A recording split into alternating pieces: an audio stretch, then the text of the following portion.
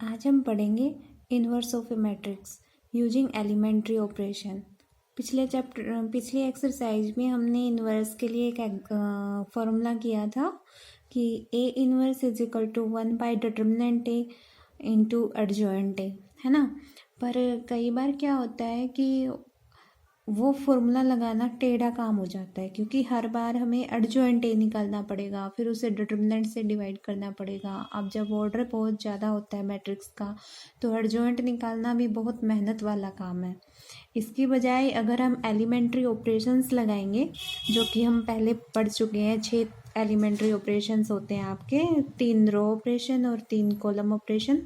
तो अगर हम उन्हें एलिमेंट्री ऑपरेशंस को लगाएं अगर, तो उनकी हेल्प से इन्वर्स निकालना बहुत आसान हो जाता है। जैसे मैं आपको एग्जांपल लेके दिखाऊंगी। फिलहाल अभी मैं आपको ये बताना चाहती हूँ कि आपको ना एक बार में एक ही टाइप के ऑपरेशन लगा सकते हो आप। जैसे कि या तो रो ऑपरेशन लगाओगे या फिर कॉलम ऑपरेशन लगाओगे, आप दोनों को एक साथ नहीं लगाओगे। दूसरी इम्पोर्टेंट बात है जो एलिमेंट्री ऑपरेशन के लिए यूज होती है, कि हम कोई भी मैट्रिक्स है, ए है मान लो n/n की, such that determinant is non zero, क्योंकि हम इन्वर्स निकाल रहे हैं तो डिटर्मिनेंट ए नॉन जीरो होगा तभी इन्वर्स निकलेगा, अदरवाइज तो इन्वर्स नॉट पॉसिबल।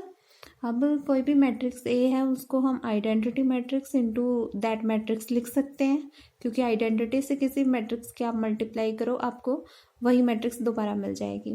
तो मान लो ए मैट्रिक्स को मैं ऐसे लिख सकती हूँ, ये कोई भी मैंने प्रेजेंटेशन ले ली ए मैट्रिक्स के लिए, और this is identity and this is a.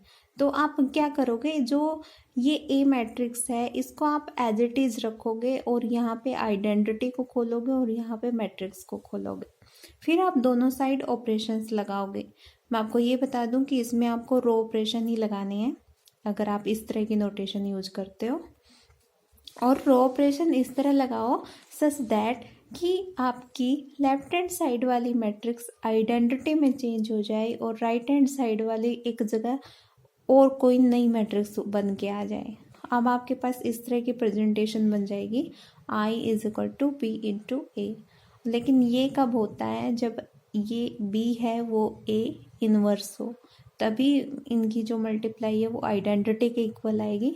सो जो यहाँ पे जो नई मैट्रिक्स बन के आएगी ऑपरेशंस लगाने के बाद, उसको हम बोलेंगे ए इनवर्स। अगर हम इस तरह की नोटेशन को, इस तरह की जो फर्स्ट इक्वेशन दी है मैंने, इसको नहीं ऑब्टेन कर पाते, तो इस तरह की रिलेशन के लिए क्या कहेंगे हम, कि इनवर्स डज नॉट एग्जिस्ट।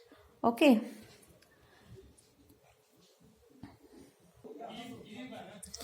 अब ऑपरेशन से ये तो मैंने बताई थी रो ऑपरेशन के लिए, कि रो ऑपरेशन के लिए हम यूज करेंगे ए इंटू आइडेंटिटी इंटू ए, और अगर आपको लगाने हो कॉलम ऑपरेशन तो आप लिखोगे A is equal to A into identity, and then जैसे मैंने पहले बताया यहाँ पे ए मैट्रिक्स को खोल लोगे, is equal to A as it is रखना है, और इधर आप आइडेंटिटी मैट्रिक्स को खोल लोगे, और दोनों साइड आप कॉलम ऑपरेशन लगाओगे। यहाँ पे ए पे लगते जाएंगे, इस ए को आपको चेंज करना है आइडेंटिटी में, और इधर वाली मैट्रिक्स फिर बन जाएगी A into B, and that B matrix will called A inverse. Okay, अब मैं आपको बताती हूँ कि ये ऑपरेशंस में नोटेशन में हम फ़र्क क्यों लेते हैं। आपको पता है कि जब भी दो मैट्रिक्स की हम मल्टीप्लाई करते हैं तो फर्स्ट मैट्रिक्स की मल्टीप्लाई होती है रो से, फर्स्ट मैट्रिक्स की रो और सेकंड मैट्रिक्स की कॉलम, उनके आपस में हम मल्टीप्लाई करते हुए चलते हैं कॉरस्पॉन्डिंग एलिमेंट्स की। तो इसलिए यहाँ पे हम जब रो ऑपरेशन लगाना हो तो आइडेंटिटी को आगे लेंगे, क्योंकि आइडेंटिटी की रो में तभी चेंज होएगा, और जब हम कॉलम ऑपरेशन लगाएंगे तो आइडेंटिटी को आप पीछे लिख लोगे और पीछे चेंज करोगे। ओके, नाउ हम दो एग्जाम्पल देखते हैं। फर्स्ट एग्जाम्पल है रो ऑपरेशन वाला, कि एक मैट्रिक्स दे दिया आपको उसका एलिमेंट्री रो ऑपरेशन यूज करके इनवर्स निकालना है। तो इसके लिए एक इम्पोर्टेंट नोट, कि जब भी आपको रो ऑपरेशन लगाना हो तो आप कॉलम वाइज आइडेंटिटी बनाते हुए चलोगे। कैसे, कि जैसे आइडेंटिटी आप कैसे लिखते हो, मान लो ये 2/2 की है तो मैं 2/2 की लिखती हूँ 1 0 0 1। देन अब जब आपको रो ऑपरेशन लगाने हैं तो आप कॉलम में आइडेंटिटी बनाते हुए चलोगे। जैसे सबसे पहले आपको यहाँ पे 1 बनाना है, फिर आप यहाँ 0 बनाओगे, उसके बाद आप सेकंड कॉलम पे जाओगे और सेकंड कॉलम पे यहाँ 1 बनाओगे और फिर यहाँ 0 बनाओगे। इस तरह आपको रो ऑपरेशन लगाओगे तो आपको कॉलम वाइज कंप्लीट करते हुए चलना है। जैसे यहाँ पे आपको मान दे दी ए मैट्रिक्स 6 11 1 2, तो हम पहले जो मैंने बताया कि आप इस नोटेशन को ऐसे लिखोगे, A is equal to identity into A, फिर आप ए खोल लोगे आइडेंटिटी और इस ए को एज इट इज रखना है। अब सबसे पहले आपका क्या काम करना है कि यहाँ पे 1 बनाना है। यहाँ 1 बनाने के लिए आपको यूज करनी है रो ऑपरेशन, तो आपको रो का यूज करना है। तो जैसे फर्स्ट रो में आपको 1 बनाना है तो आपको सेकंड रो का यूज करना है। तो 6 में से आप क्या घटाओगे कि यहाँ 1 बन जाए, तो उसके लिए आपको 5 घटाना पड़ेगा। तो 6 - 5 करने से आपका 1 आ जाएगा। तो आप क्या करोगे, सेकंड रो की 5 से मल्टीप्लाई करके फर्स्ट में से माइनस कर दो, यानी R1 आपका ऑपरेशन क्या बनेगा, R1 is changes by replaced by R1 - 5 R2। आपको ये पूरी लाइन लिखनी है। ओके, जब आप माइनस इसकी 5 से मल्टीप्लाई करके इसमें से माइनस करोगे तो 1 1 ही बचेगा। 6 - 5 1 and 11 - 10 1। Second row as it is. अब क्योंकि ये 2/2 की है तो हम यहाँ पे एटमोस्ट 1 ऑपरेशन ही लगा सकते हैं, एक से ज़्यादा ऑपरेशन नहीं लगा सकते हम यहाँ पे। ओके, अब नेक्स्ट चीज़, हमने यहाँ पे 1 बना लिया। अब हम कॉलम वाइज चलना है तो यहाँ 0 बनानी है। यहाँ 0 कब बनेगी, जब 1 में से 1 माइनस हो जाए। तो इसलिए सेकंड ऑपरेशन होगा R2 - R1। Okay, then sorry मैंने एक पॉइंट मिस कर दिया। जो ऑपरेशन आप इधर लगा रहे हो वही सेम ऑपरेशन आपको यहाँ भी लगाना है। तो R1 - 5 R2 था, तो R1 - 5 R2 1 ही बचेगा। सेकेंड इज 0 - 5 तो -5। Second row as it is 0 1 0 1। Okay, A as it is.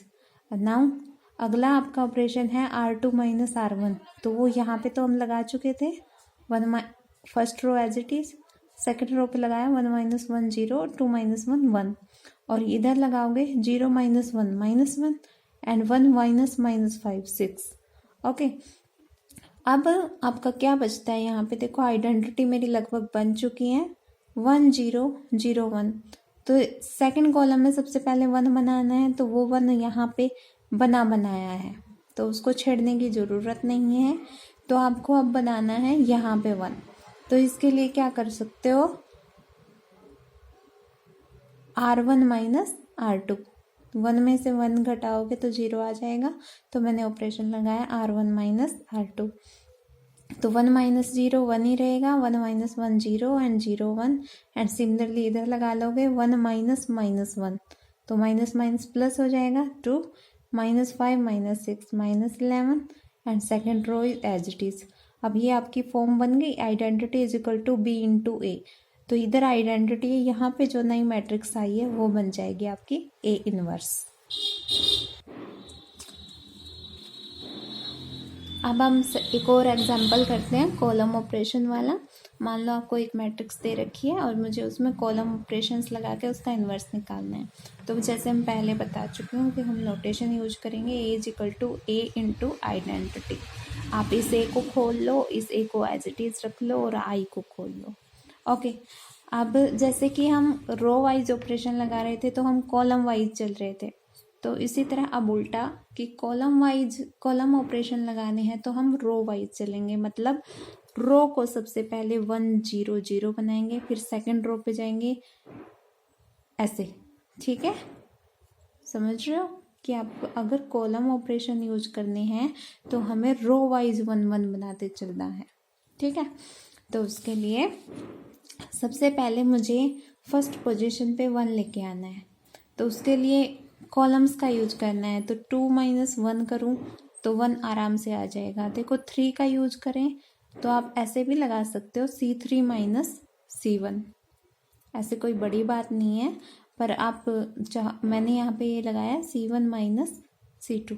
ठीक है, अब क्योंकि यहाँ पे 3/3 ऑर्डर किया है तो एक साथ आप 2 ऑपरेशन लगा सकते हो, तो मैं एक साथ दो दो का कर रही हूँ ताकि मैं थोड़ा टाइम बचे। तो C1 माइनस C2 कर दिया। अब C2 पे चाहो तो C2 पे लगा लो, मैंने वैसे यहाँ C3 पे लगाया है कि 3 माइनस 3 कर दो तो 0 आ जाएगी, क्योंकि यहाँ पे 0 बनाना है ना। तो 3 माइनस 3 0, ठीक है। तो इसलिए मैंने ये 2 ऑपरेशन लगाए। और हाँ, ये 2 क्यों लगाए, क्योंकि मुझे पहले कॉलम ऑपरेशन लगा रहे हैं तो मुझे रो वाइज चलना है। यहाँ 1 चाहिए, यहाँ 0 चाहिए, यहाँ 0 चाहिए। तो आप इस तरह के कोई 2 ऑपरेशन लगाओ सच दैट यहाँ 1 आ जाए और यहाँ में से एक जगह 0 आ जाए। तो मैंने ये ऑपरेशन लगाए। आप पूरे कॉलम C1 में से C2 घटाओगे तो मेरे पास ये आ जाएंगे। ऐसे ही यहाँ 0 बन गई और सेम ऑपरेशन आप इधर लगा दोगे आइडेंटिटी मैट्रिक्स पे। देन देखो मेरी फर्स्ट रो में 1 और 0 आ गए, मुझे यहाँ और 0 चाहिए, तो आप लगा सकते हो C2 माइनस C1, क्योंकि 1 माइनस 1 करेंगे 0 आ जाएगी। तो इसलिए मैंने C2 माइनस C1 लगा दिया। ठीक है, मेरा सेकंड वाला भी आ गया।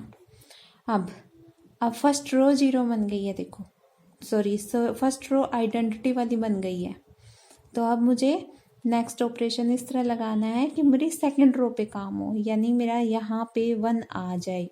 ठीक है, तो उसके लिए मैं यूज कर रही हूँ, देखो कि अगर मैं -6 में से अगर मैं यहाँ पे C2 के साथ C1 का यूज करती हूँ यहाँ पे 1 बनाने के लिए, देखो तो इस 0 के साथ ये 1 यूज होगा और ये वाली मेरी 0 है जो वो खराब हो जाएगी, और इसके लिए मुझे दोबारा ऑपरेशंस लगाने पड़ जाएंगे, है ना।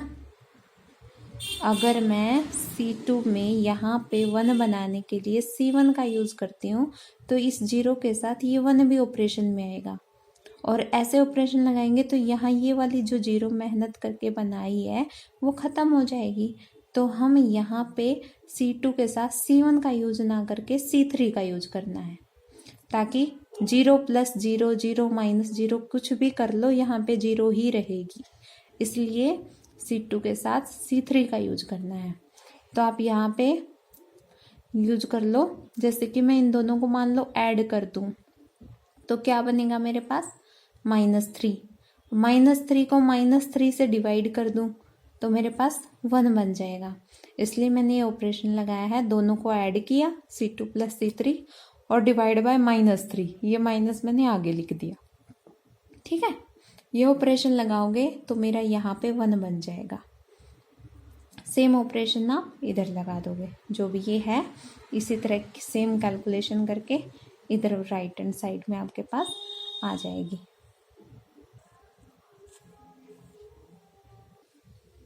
अब नेक्स्ट में यहाँ पे 1 बन गया, देखो। और अब मुझे क्या करना है, देखो मैं कॉलम वाइज कर रही हूँ तो मुझे अब सेकंड रो में 0, यहाँ 0 बनानी है और यहाँ 0 बनानी है। तो इनके लिए मुझे यूज करना है C2 को। ओके, तो जब मैं यहाँ 0 बनाऊंगी तो यहाँ 0 के लिए हम क्या कर सकते हैं, C1 - 5C2, है ना।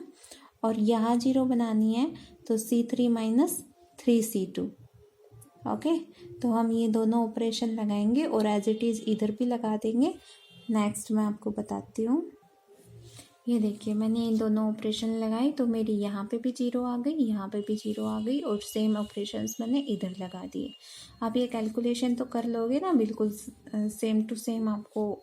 जैसे यहाँ C3 - 3C2, तो इसके C2 की 3 से मल्टीप्लाई करके फिर C3 में से माइनस कर देना है। ठीक है, अब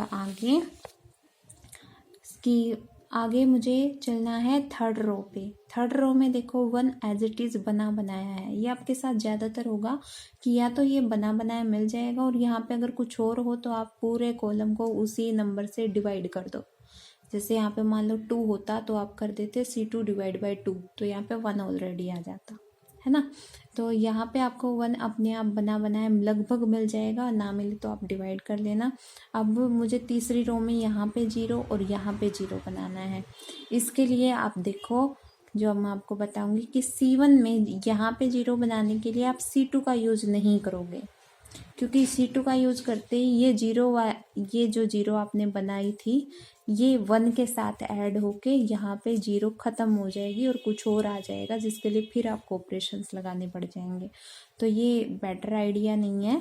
तो C1 के साथ आप C3 का यूज करोगे, क्योंकि देखो यहाँ पे 1 के साथ जीरो, आप कुछ भी कर लो कोई चेंज नहीं आएगा 1 में, और जीरो के साथ जीरो, तो इसके साथ भी कोई चेंज नहीं आएगा। तो आप C1 के साथ भी C3 का यूज करोगे। सिमिलरली आप C2 के साथ भी C3 का यूज करोगे, क्योंकि अगर C2 के साथ आप C1 का यूज करोगे तो ये वाला 1 बीच में खराबी कर देगा। तो इसलिए दोनों के साथ हम C3 का यूज करेंगे।